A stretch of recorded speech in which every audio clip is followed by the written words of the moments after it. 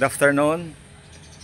A while ago, kagina sa klase ko no sa second period sang hapon, ang bata ko ang akon what I mean my student asked me a question, sir, what is ano gid bala ang pinaka importante nga kasuguan sang Dios kag sa aton bala nga kabuhi.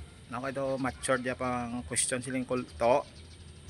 Ang pinaka importante okay man ang 10 commandments pero hindi tanan matuman ang sulat ni Moses. Ang number 1 halin sa 100 or 500 nga mga laws kag mga policy nga ginanbutang sa mga Hudiyo sa Torah kag sa Jewish or sa aton mga Christian, ginreduce na sa 10 commandments at kag dason ginreduce na sa 2. Nimbalan ko ang bata. Number 1, love the Lord your God with all your heart and with all your mind and with all your soul and with all your might. Second commandment, love your neighbor as yourself.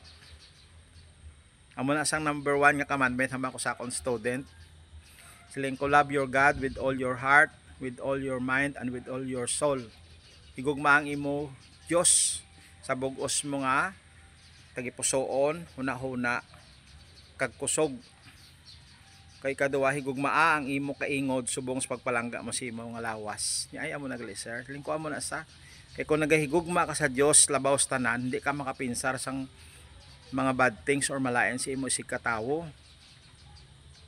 Ang imo unod sang ulo, paano ka makabulig at the same time nalipay ka sang success or paano sila nagtin-add sa pagpangabuhi. Kay kaduwa, kung ginapalangga mo imo neighbor subong sa pagpalangga mo sa imo kaugalingon, ara man adang blessings the more you love your neighbor. Kaya ba sing Ginoo, God created us in His own image, in the image of God He created us. Ano ba lang Ginoo? Sa anong fruit of the Spirit, love, patience, long suffering. Ang love gid because love conquers all. Amo lang na sa mga hapon ma-share ko ha. The greatest commandment, ang 10 commandment gin-reduce sa 2. Love the Lord your God with all your soul, with all your mind, with all your might. And second commandment, love your neighbor as yourselves, as yourselves. Siguro kung amo na ang unod sang ulo sang tao, wala na sang gera no.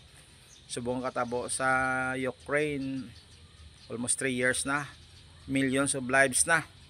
Amo man na subong sa Middle East between the Jewish and the Muslim. Kag diri man sa aton Filipino versus Filipino no, Muslim and Christian kag ano man mga ideolohiya. Yaw na ma-share ko subong hapon na. Love the Lord your God with all your heart, with all your soul, and with all your might. And second commandment, love your neighbor as yourselves. Dra na da. Kung palangga may mga neighbor, the more ka nga kapalangga sa mga neighbor, gapakita lang na nga palangga mo ang Dios. Kaya hindi ka kasiling nga palangga may mga Dios kung hindi mo palangga ang isig mo ni katawo.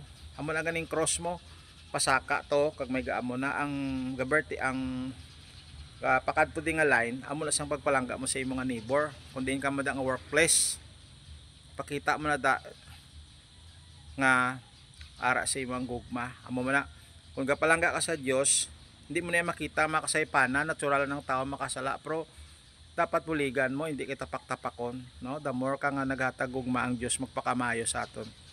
So that's amo na ma-share ko sa mga hapon, and God bless us all. God bless everyone. Thank you for listening.